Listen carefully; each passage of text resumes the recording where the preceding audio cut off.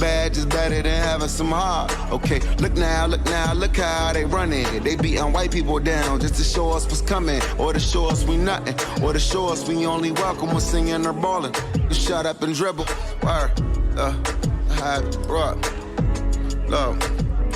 Hey everybody, I'm Cari Champion. Welcome to We the People. So today we are having a very candid conversation with athletes and artists who want to make sure that you use your voice to vote. Voting is your voice. So we have so many different issues that have happened in this country. It's really, truly unprecedented time. So I'm looking forward to these conversations. I think you'll be educated as well as entertained, but most importantly, informed. We have morethanavote.org, whenweallvote.org, and fairfight.com. Those resources are imperative as we try to change our future.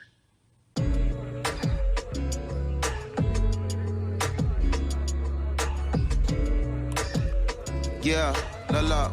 There's no way that we can talk about hip hop or even the fact that we want to talk about activism, Black voter suppression, without bringing in this guy straight from Port Arthur, Texas. We are talking about Bun B. He is an activist, a scholar, and an all-around gentleman. Thank you so much for spending some time with us. Bun, I don't want to start heavy, but I guess I have to, because that's where we are in the world today. It's heavy as hell. And when you think about what needs to happen in this country in terms of change, what's the first thing that you think of? Equality. That's pretty much the first thing that comes to mind, right? Black people need to be seen as equals in this world.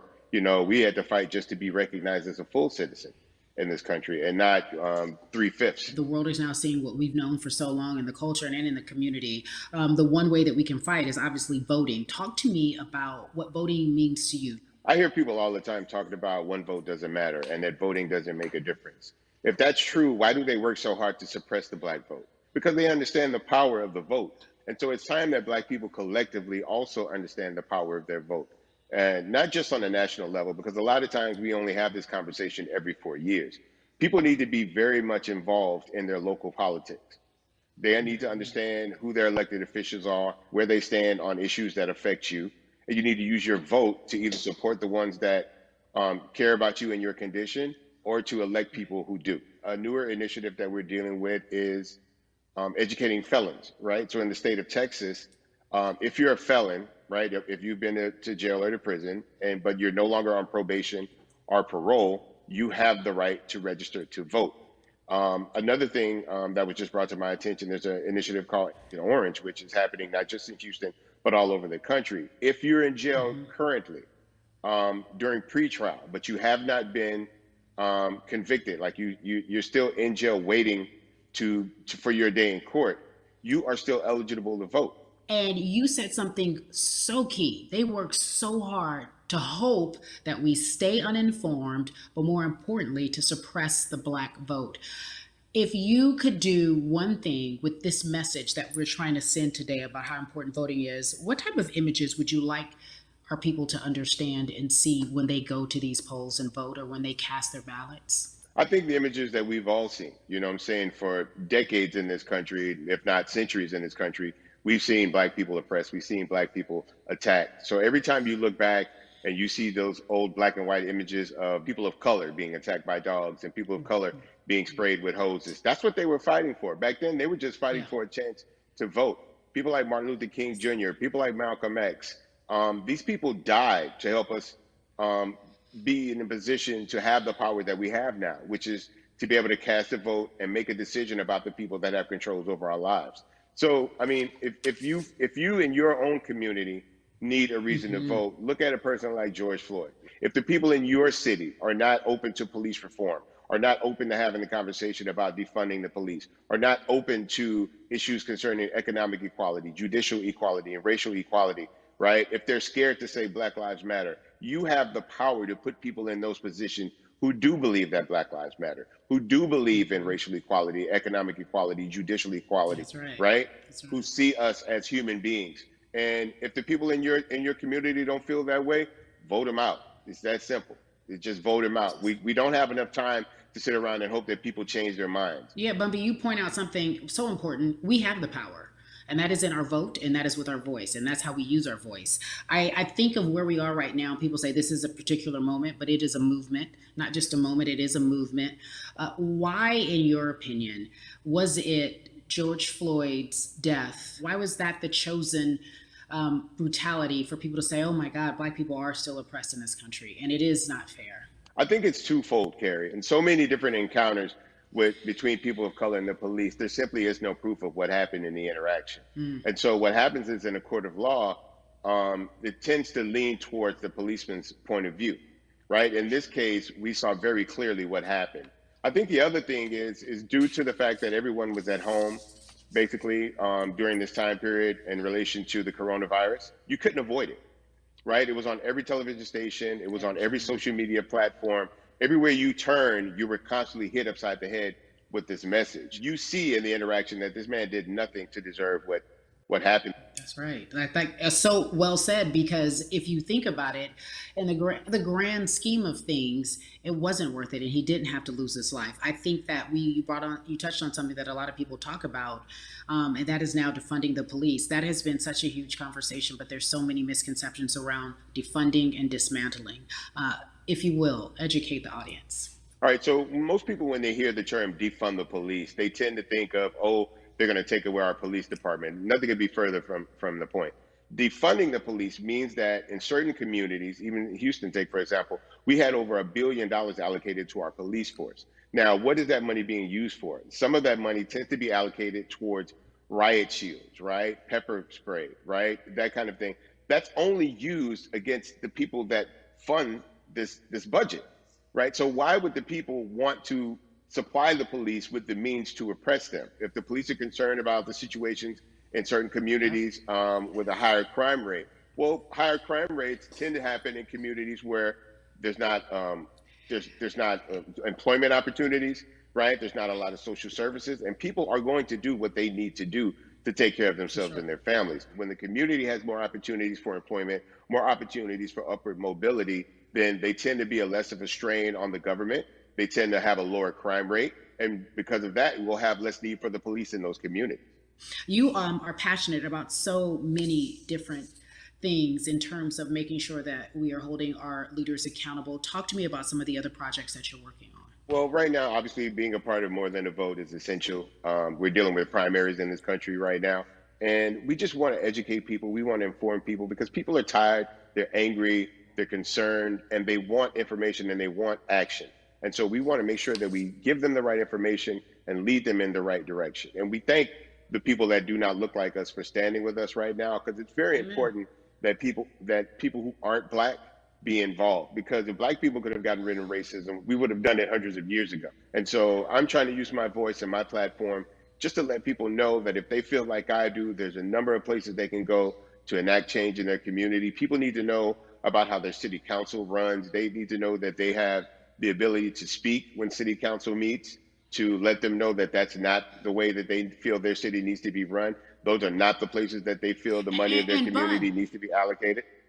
And Bubby, even a step further, they can run for office in their local community. They can run for positions. Like, people act like they leave it up to somebody else. If you're upset, it's not hard to get on the school board. It's not hard to be a part of the city council. It really isn't. And depending on how small your town is, you could be a mayor. The power is with the people. And we need to just know that that's happening. Absolutely. And it's always been with the people. You know, if you look at Trayvon Martin's mother, Sabrina Fulton, right? She felt that there was a system of racism and a system of oppression that led to her son's death. And so what did she do? She ran for city council and she was elected city council. Our own former president, 44, Barack Obama, right? Started in the community as an activist, ran for an elected position, became senator, ran for another elected position and became president of the United States. So don't think that you can't make a difference. You know what I'm saying? You don't need a lot of money. You don't need a lot of power. Your voice is enough to make a difference. Amen. I feel like I need to go out and run for something. You gave me a rousing speech there, sir. I'd be remiss if I didn't ask you this. When I talk to my brothers, I have to ask you, as a Black man, how are you doing? Are you okay? I'm good. I have a very strong relationship with God, so prayer definitely works for me. I have children and grandchildren who are watching me, who are encouraged by what I do, and they're proud of me right now, you know, and that's really what matters, you know. The change starts at home, you know, so as long as you have a support system that believes in what you're doing and supports you in what you're doing, you have everything you need to go out there and fight the good fight. And for those that don't, there's a community of people here to help you. So you can go to places like morethanavote.org. There are many different places that will encourage you, inform you, and they will put you with groups of people that feel like you, that are ready to take action. So no one has to go about this alone if they want to do it. Yeah, we're stronger together. People have been saying it, but that has much more meaning now that we are in our movement, not just this moment. Bun B, it has been an education, always a pleasure. Thank you so much. I appreciate you. Keep fighting the good fight. Keep up the good fight.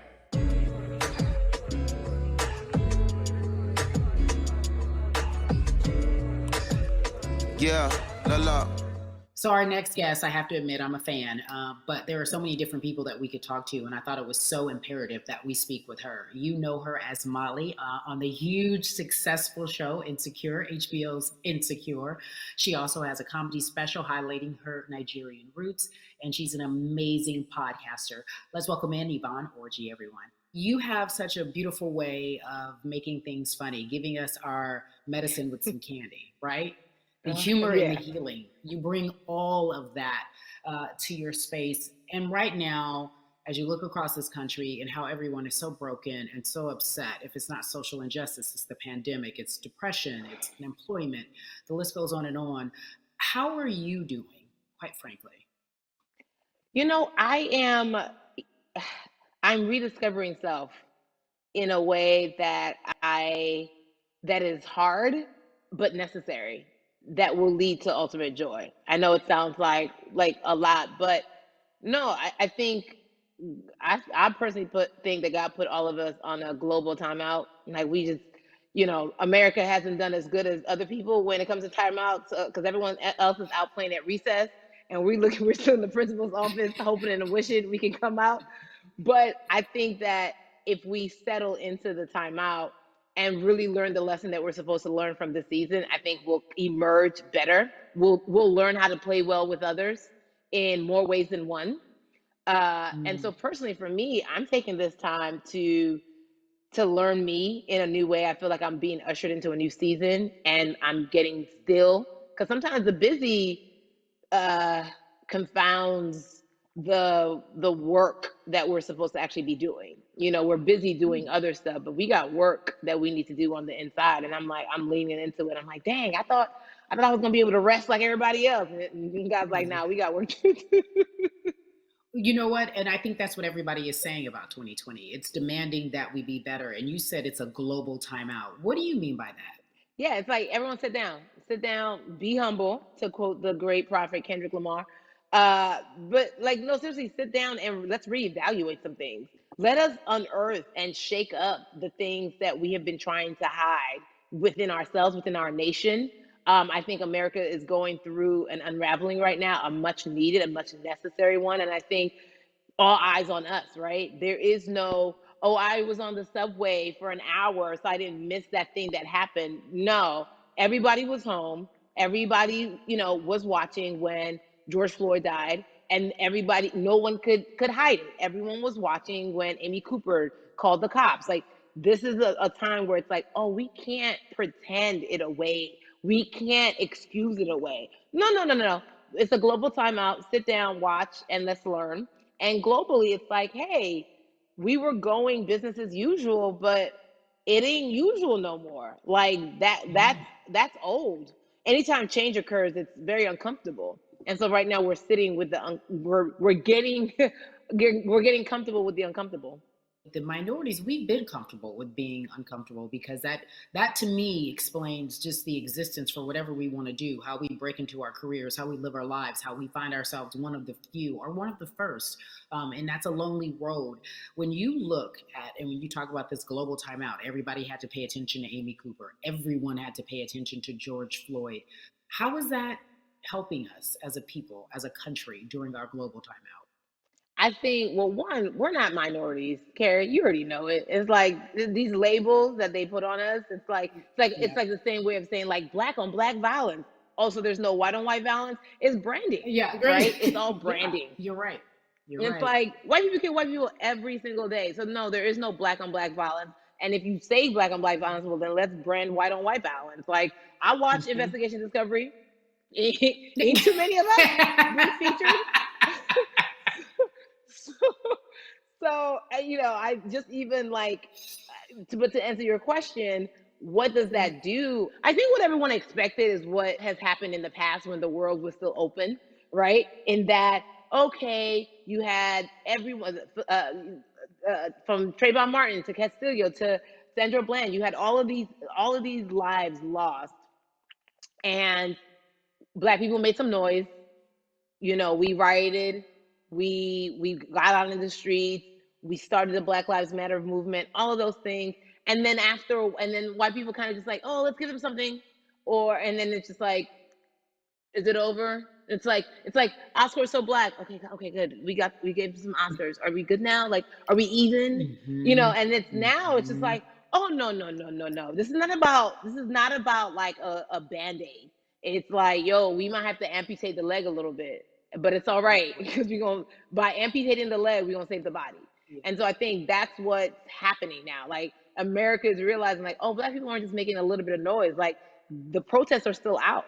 The conversations are still being had. The change is still being demanded. And I think they're seeing, oh, this is not going no way. And no, it's not, because we need systematic change.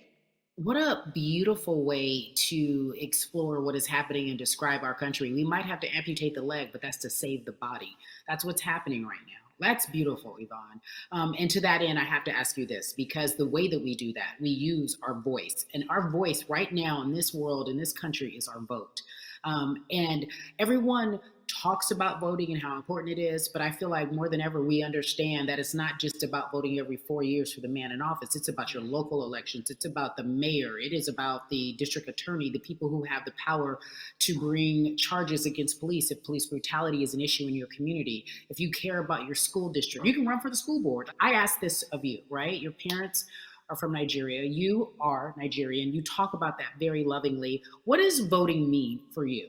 I think voting is power. I remember, I became a naturalized citizen back in the 90s when, because I was still a minor, my mom naturalized, and so we were able to do it under her. And just even that power of, like, we are American citizens and all the access that we have by being citizens, one of those accesses and those access to power being voting, it's a big deal. It's a big deal because not only do we have the opportunity to be in this country, but now we can be of the country. We can be of the systems. We can be of the rules. We can be of what it actually affords. But I think, going back to your earlier comment about just the setup of systems, I think we are done a disservice, either it's schools or whatever it is. And I'm not putting teachers on blast. I think teachers do a phenomenal job, but for some reason, we do not, and give them all the raises. I know too many parents who are like, this child of mine, I do love them, but hey, where can I drop them off? And I do think that there is a disservice done because, again, when we talk about voting, to your point, we talk about every 4 years. It's important to vote for the presidency. We don't realize, like, oh, snap, we actually can vote about, like, how much our libraries get. It's like small things like that, but they make a big difference. When you think of voter suppression in this country, what does it look like for you? It's the systems. When we talk about voter suppression, we also talk about systematic racism, right? It's all the systems that set up. And we've normalized, okay, maybe your job will give you a half day, or maybe, you'll be able to get this luxury. It shouldn't be a luxury. It should be built into the system. It should be built into the fabric of how we vote. But maybe you'll be able to get this luxury in order to enable you to go vote. Think about everything disenfranchised, marginalized Black person has to endure in a day. So in a day, you need to get to work. If something happens to your car, if something happens to your child care, if something happens to, there's so many factors along the way that can send you into a tailspin as an American. And then you add on as a person of color. If you're just trying to get to vote and you already have to go through all of these hurdles and hoops in your everyday life, imagine the one day when your voice really is supposed to matter the most in this country. But then you also see all the times that you tried to have your voice matter, and then it's been shut down, repressed, told it doesn't matter. And then you're kind of like, what's the point? How do we keep hope, though? If I'm watching this right now, how do we as a people stay hopeful? How do we believe in the promise that these quote unquote forefathers have given us? Because have you met black people? By default, like hope is infused in our DNA. Like you know what I'm saying? Like by like if we haven't been broken now through be it through You're right. slavery, through Give it to me. Give capitalism, it to me. through Give it to me. colonization, through Yeah, segregation, you're right. through I mean, listen, the history of black people in this country is at one point we were 3/5 the people. Mm-hmm. That was a written law. And look at us now. We are whole. We are black girl magic. We are black boy joy. We are, you know what I'm saying? What I think about in terms of giving us hope, right? We're making a lot of people nervous right now, Cari. We're making a lot of people nervous right now because they're like, dang, we put all these obstacles in their way, and these jokers are resilient. But that should give us hope. That should give us hope that like we can't stop, won't stop. I mean, I went to the school of Diddy. You know what I'm saying? Hashtag, Harlem shaking it right now. Can't stop, won't stop. And I think that's our motto. We can't stop voting and we won't stop voting. We can't stop marching and we won't stop marching. We can't stop thriving and we won't stop thriving. To that end, because you led me directly there, I've been asking everyone who's appeared on this platform, what does activism look like? And I feel like back in the day, we had an idea. Yes, it is marching. Yes, it is protesting. Yes, it is speaking out against things that we feel are not right or unjust. But talk to me about what activism looks like for Yvonne Orji. Listen, activism, I think the beauty of activism is that it has many faces, right? You're going to have the people on the front lines. Like, you know what? Martin Luther King marched, but there were a lot of women who were in the homes like, hey, BT Dubs, when they come back, this is how we support all the people who are marching on the front lines. And we're going to be here doing what we know to do best here. And you know what? Somebody needs to bail them out of jail so now we need to be in the community, getting money or whatever it is. So it's like everybody has a position to play. And so play your position like a shortstop, bruh. So whoever you are and whatever you do, play your position. So activism could look like, you know what? I'm not the one that's built to be on the front line, but you know what? My pockets go deep. So I'm gonna support the people on the front line. I'm a comedian. Black joy is a form of activism. There's always a call for entertainers or celebrities that have the platform to do something. Why aren't you speaking out? I'm not a believer in thinking that it's mandatory. Like you said, everyone can be an activist and be activated in different ways. But talk to me about the connection. Talk to me about the marginalization in your world and how you feel like it even inspires you to say more and use your platform to do more. Beneath the surface of what we do, like Niecy Nash says, it's the who, right? The who is the person who's going to be like, hey, let me call this out. Either blind racism in terms of overt racism, in terms of ways that we can be better, in terms of ways that we can actually be more uplifting to the community that you may not even realize that you're serving. Before I let you go, talk to me about the urgency, in your opinion, for people to vote, our people to get out and vote this coming election. Yeah, I mean, guys, if you think you're tired now, I'm telling you right now, we cannot take this sitting down. We can't take this jokingly. I understand that it may be hard to figure out who to vote for, but at the end of the day, we got to vote for our families. We got to vote for our legacies. We got to vote for continued progress. We have to vote for upward mobility. We have to vote for equality in a way that is long lasting. And if we succeeded before, we can do it again. You talk about the hope. This is the time. This is not the time to give up. This is not the time to pretend a way that we haven't made progress. We have. There's still much more to be done. And you know what? We might have to get to a point where we pass the baton to our children and our children's children, but we still have work to do now for that generation. Yvonne Orji, you are everything. You are Molly, but you are not Molly. But I love you so much as Molly on HBO's Insecure. You are an amazing podcaster, Jesus and Joloff. Shout out to Lovey. And then we also have movies. Like you, the world. You're a model, a cover model. Also, wait, don't let me forget your hugely successful stand-up comedy special on HBO. Girl, you're doing it all, and I am so grateful. You are truly the dream, not just the American dream. You're the black girl, brown girl, do it all dream, the immigrant dream, everything. You're a beautiful, beautiful soul. I really, really mean that from the bottom of my heart. Yvonne Orji, ladies and gentlemen, nothing but the best and excellence personified. Thank you so much, my friend. I love you so much, Mama. Mwah.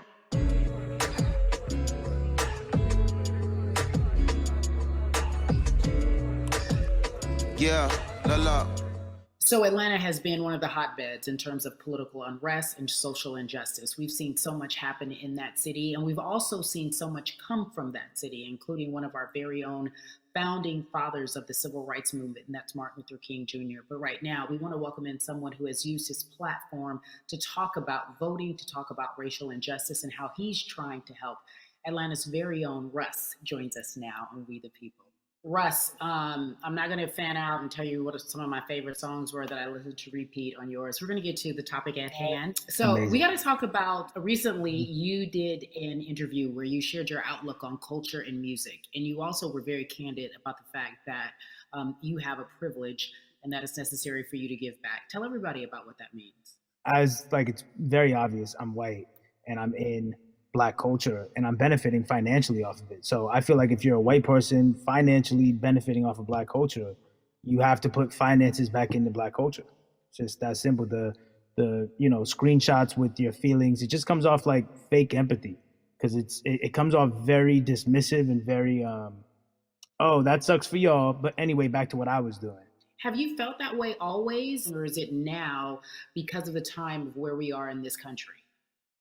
I've always had the feeling. I think now it's just obviously elevated. It's a new level and there's new, it's to the point now where you can't, first of all, you can't not say anything. Second of all, though, I just think saying something isn't enough anymore. I think, if you have the ability to put money back into a culture that you're financially benefiting from, you have the ability to, you should. It's interesting that you talk about it in that way because some people do believe that silence is the best way to go because it's hard to talk race, especially if you're white and you're in the Black culture. People just feel as if they can't talk about it. They feel awkward. They feel as if they don't have the privilege or the voice or the words. How do you find yourself right now in terms of interacting with people when they want to talk to you about social injustice, police brutality? What's going on in this country right now? Well, first of all, picking and choosing whether you want to be silent or not about race, that's a privilege in and of itself. But no, I mean, I try to just do my best to listen to the Black people around me and the educated Black people I have in my life. So I do my best to not act like I have all the answers for everything, especially in a culture that I'm not from. But that's why when we decided to raise the money for Black Lives Matter organizations, when we raised $500,000, we got on the phone with some of the women who started Black Lives Matter. I got on the phone with Tamika Mallory. I was on the phone with Karen Civil and talking with my friends to make sure the money went to like the correct places, and people who really need it. It's just about listening. That's all. It's about listening. Let's talk about that for a moment because the way I think of activism, for me, it looks very differently. It's not necessarily just protesting on the front lines. I think that's great. But what about being an activist in the way in which you have decided to be one? What inspired you? What did it look like? You said you raised money for Black Lives Matter. What did you do? Mm-hmm. Walk us through everything that you did and how you find yourself in this moment right now. So for me, it was 3 years ago, I had like a string of festivals. And I decided that I was going to wear T-shirts with a message on them because I figured what better time to use a platform than in front of, a bunch of people. So one of the T-shirts I wore was, if you want to change the system, speak up, white silence is pro-racism, the whole thing. And it didn't really it kind of got swept under the rug back then. But, when all this stuff started happening again, and it's been happening, the police brutality against innocent Black people. I was like, man, I'm not the biggest artist in the world, and I certainly don't have the most white fans in the world, but I got a good amount of people that I can definitely mobilize and turn into some money. And I know they're down for the cause because it's merch, it's a good thing. And I've always been outspoken anyway, you know? And so how am I going to be in Black culture and not be outspoken about racism? And then I got to ask you this, because you grew up in Atlanta, so that gives you a heads up, depending for so many people, because you're in the crux of that beautiful Black city where there are so many wonderful Black leaders, home of so much great music and things that speak to our culture right now. And we are really, really getting our word out, especially with this platform today, and saying that we must use our voice to vote.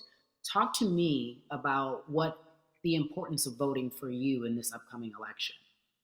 Yeah, so full transparency, I had never voted before, ever. And because, I was one of those people who was like, my vote doesn't matter. And, and I don't know, maybe it's because I was younger, maybe it's because I really thought that, or I don't know, but I just think that it's got to, now this is a bit of a privilege to say it's got to a breaking point for me, because obviously it's been past the breaking point for Black people. But I think that as a whole, the young people need to get out and vote, because we're the ones that never show up. You know what I mean? We never show up to vote, but we're the future. So it's like, look, we got to go out there and vote, and then whatever happens, but at least we did our part. You got to do your part. You're very candid in saying that you just decided to vote. And I think there's a beautiful irony in the fact that you have your fans saying, because of you, I'm voting. Right. And there's something beautiful about that. But I want to know why now for you. Why in this moment is it important for you to vote? And what hit your spirit to say, yes, this is the time to do it? Honestly, because I think that George Floyd really woke up a lot of people who, including myself, who I was vocal and outspoken about racism. I put it in my lyrics. I put it on T-shirts. I would talk about it in interviews. Like, I was vocal about it. But that video in that moment, I think me, along with a lot of other people, just kind of was like, all right, like, words are simply not enough anymore. We got to do something, whether it's raising money, whether it's voting, or all the above. Like, we got to do something, and I'm ashamed that it took that for me to be like, I need to raise money and I need to vote. It's a shame. And I don't know, I guess it snapped a bunch of people out of it, and even if you were vocal and whatnot, it's time to actually put your money where your mouth is. It's time to go vote. It's time to just stop talking about it and be about it, and it's been time for that. But like I said, I'm ashamed that it took me this long to actually really, really be about it.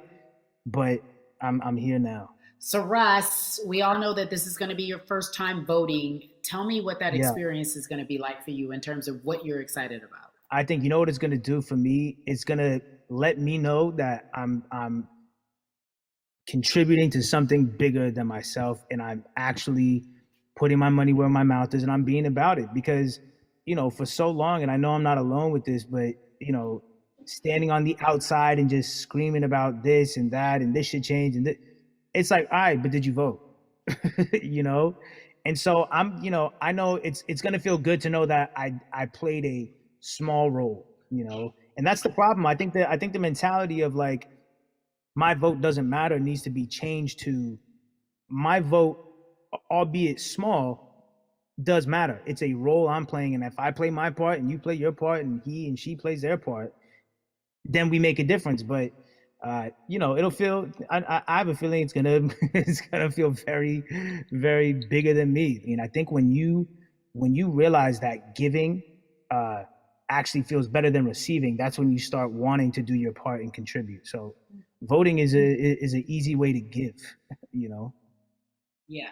To whom much is given, much is required, and you have been given a huge platform, and we are so grateful for you, Russ. Philanthropist, artist, community activist, first-time voter. We appreciate you for doing this, okay? Thank you. I appreciate y'all.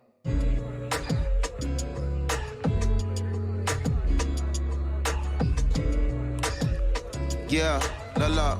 So, cities like Atlanta and Chicago have been at the forefront of the discussions, especially now in this country when we're talking about COVID-19 and systemic racism, as well as police brutality and what we can do in this country. Again, we're continuing our conversation, letting you know that your voice is your vote and your vote is your voice. We can change where we are in this country. Currently, I'd like to welcome in Chicago Cubs right fielder Jason Heyward. I appreciate you.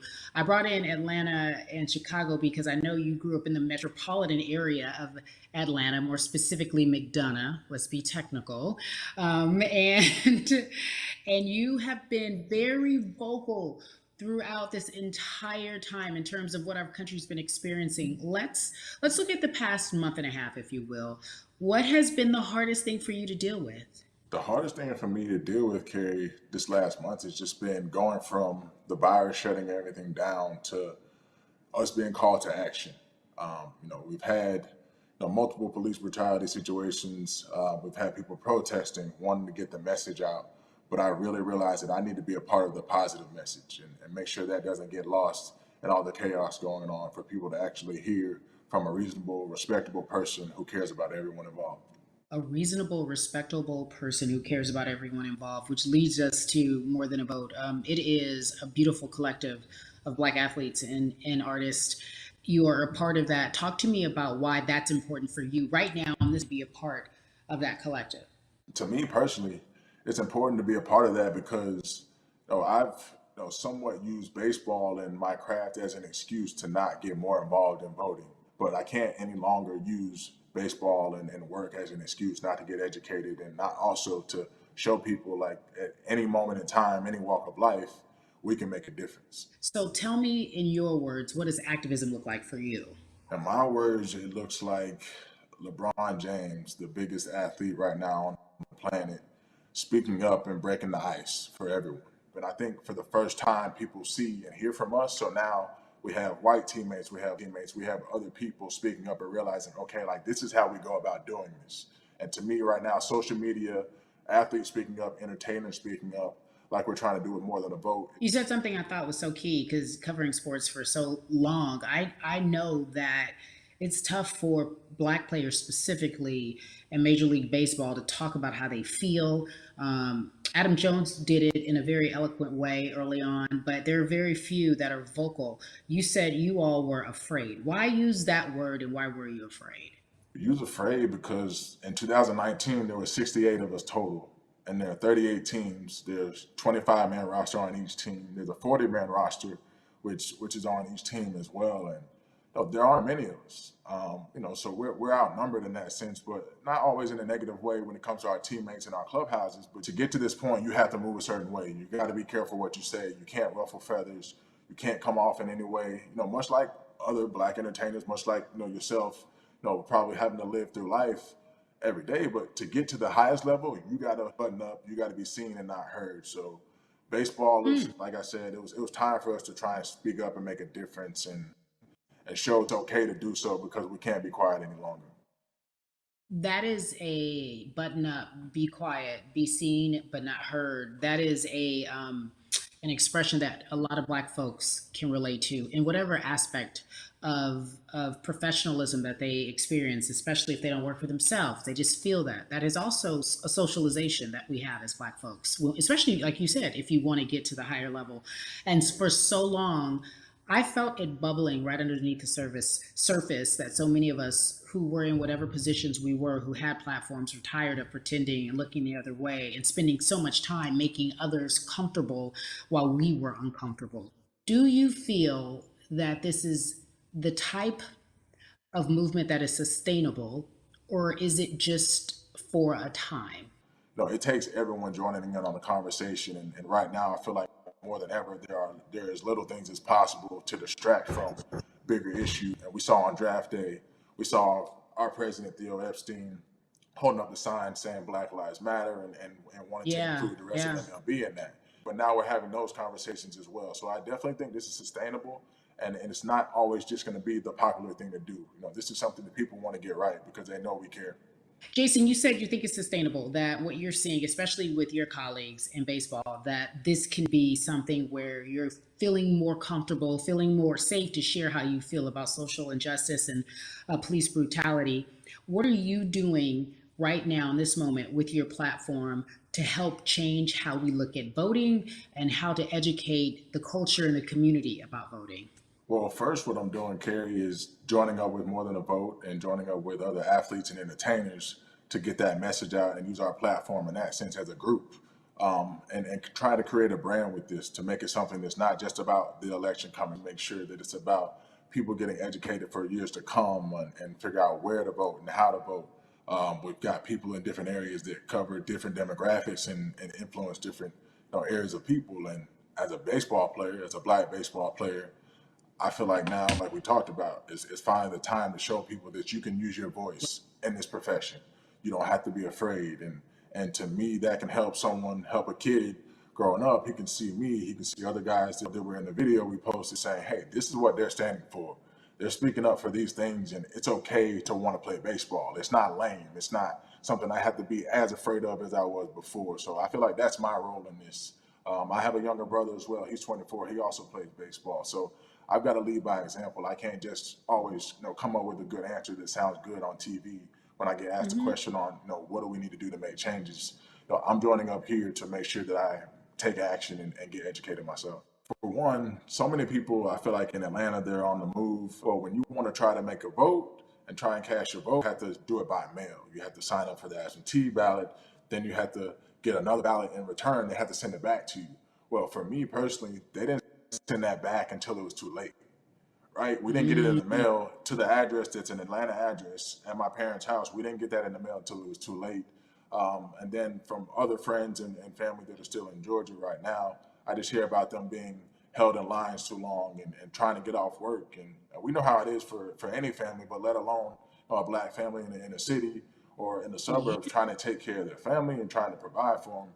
You try to get off work, and then you're like, wait a minute, you start looking at the clock. It's like, oh, this is not going to happen today, right? And so I saw, Mayor Keisha Bottoms, reach out via social media to people and say, hey, I'm going to address these issues right now. I need y'all to stay in line to cast your votes. Keep hanging in there. So to me in Georgia, that's what that looks like. Well, it's interesting that you even bring that up because there have been all these images specifically from Georgia, because that's such a battleground, where you see people, especially when it came to the primaries, doing whatever it takes. And this is real life voter suppression that you're talking about. It's been happening for decades. It's not fake. What you're saying, these examples of sending you your ballot too late after the fact or shutting down the polls at 6 o'clock while people still are in line, that's a real life issue. There needs to be some type of change. And I think that what we're doing right now is fair. But the idea of voter suppression, do you think that is well known, especially with folks, within the generation, your generation? I think it's known in our communities, right? I don't think it's spoke on enough. I don't think there's been enough light drawn to it. Bring it to light. Let people hear about it. Let people learn about what that looks like. And get more people to say, okay, look, like this is going to happen. We have to expect this, and we can no longer make the excuse. We can't say they didn't warn us. Jason, everybody knows, or it feels as if everyone knows that the time is now. America's paying attention to us. We have their eyes. We have their ears. If you look toward the future, what are you most excited about in terms of seeing a change? I'm excited about how fast the word is traveling. The word is being spread right now. The biggest athletes, the biggest icons, biggest entertainers are doing their part, but I'm also seeing people out there on the streets doing their part. When so many things got lost, could have very easily got in the commotion when it came to protests, and you saw rioting, you saw looting. People still stood their ground, and people still went out there and said, look, we're doing this for the right reasons. We're going to come together. We're going to use drones. We're going to use social medias. I feel like this is a new wave of getting things done the right way and just spreading the message. You're right about that. And you're right. People are spreading the word unapologetically. We out here. We doubling down. Thank you so much. I appreciate you. Right.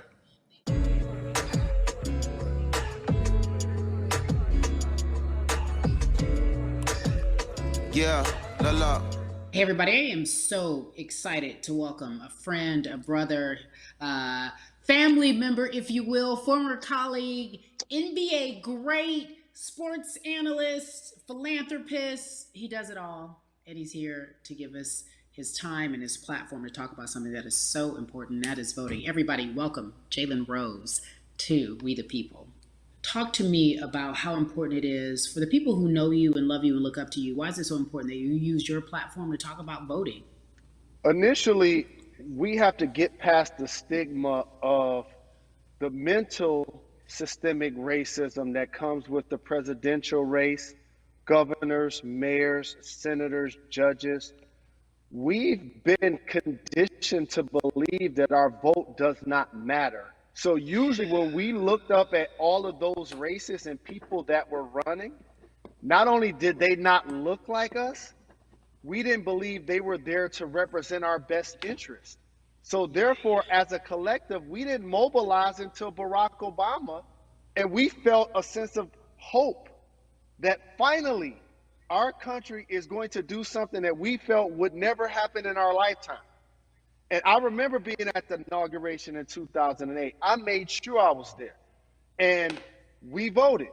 In 2016, we didn't vote, Cari. We didn't vote. And so many people try to make this political. This is not political. Me telling somebody to vote is like telling somebody to pay taxes. So that's one, getting over the stigma of nobody is going to represent our best interest. And then number two, the reality is that the person that gets the most votes doesn't necessarily win the presidency. That's uncomfortable right there, because that's actually what took place in 2016.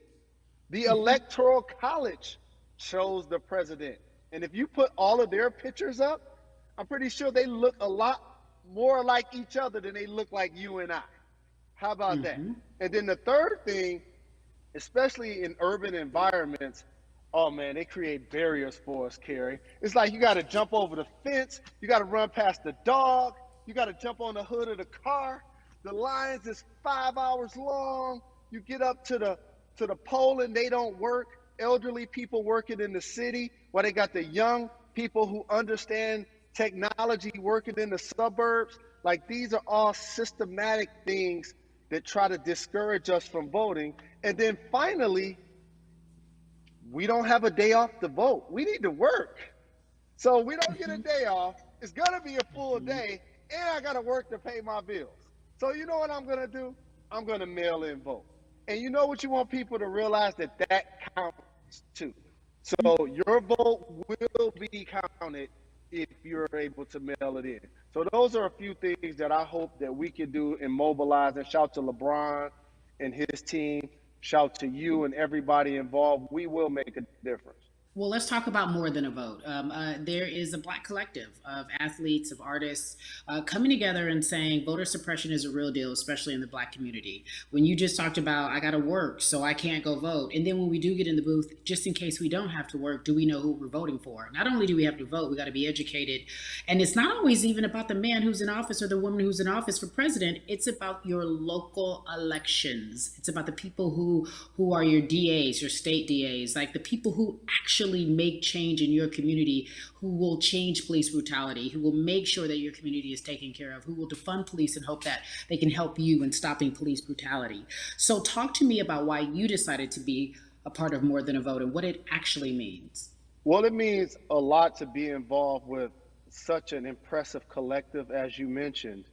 And I said this multiple times, and I know it can be uncomfortable when I say it, but a lot of times we have to get to the root of the issue before we find a solution. And the quote was, I wish America loved Black people as much as it loves Black culture. And this collective, by the way, represents in a lot of ways what's encouraging, but also sometimes disappointing about our role as Black people in America. Because we were brought here as labor and to entertain. And we use those vehicles to get paid and move to the suburbs and be the idols of white kids. And so now that we have this collective, I would say sports and entertainment represent the most powerful group of black men in the United States. I'm talking about money, power, celebrity, the ability to mobilize, community involvement, their leadership, their intellect.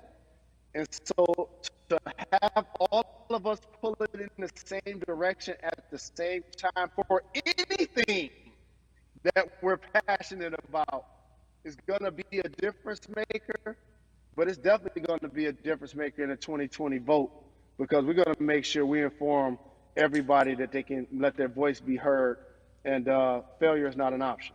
Jalen, what does voter suppression look like to you? A perfect example took place recently, Cari, in Kentucky. It was 6 p.m. at night, and so many people were standing in line enthusiastic to vote. And you know what they did? Locked the doors. And you know what the people did? They continued to bang on the doors, continued to bang on the windows. They continued to let it be known they were not going to leave the premises until they got a chance to vote. And you know what ended up happening? They opened those doors and allowed those people to vote. So do not be discouraged. These barriers show you that it matters, and we're here to help you break through them. The same thing with our platforms and voices, Cari, because you know what's going to happen. At some point, Breonna Taylor is not going to be trending anymore. People are not going to be protesting anymore. But it's still up to us to keep making sure that our voices get heard, and this is one way to do so. Right, and that is a form of being activated, being an activist. It doesn't have to be protesting. It doesn't have to look like what you think traditionally activism looks like. It's voting. It's that simple. We now have to understand, like, this is a critical mass moment for this movement to continue to hold up as much steam for as long as possible. And that's what this collection is going to hopefully allow for that situation to happen. Jalen, in today's age of technology, it should be easier to vote. No doubt. It's like we call these devices smartphones, but yet I can't vote from it. All of the things that we do in our lives are in our phone. All of these barriers are things that people will need to overcome in order to create a level of enthusiasm to vote. And again, this is not political. It's your right to do so. And there's so many times where you feel like somebody may have gotten done unjustly in your community. Pay attention to who the judges are, who's running for Senate, mayor, governor. Pay attention who's running for president. And let's make sure in 2020 we make a difference. Why is more than a vote so important and invaluable in our community right now? Well, because right now, I think we have an opportunity to let our voices be heard louder than ever. Anytime you see the mobilization of white kids holding Black Lives Matter signs, that means there's a breakthrough.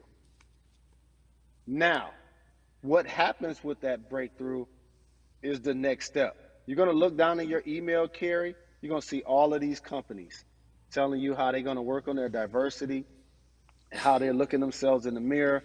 They need to make change, just like in sports, right? Look on the field, on the court, all those black players.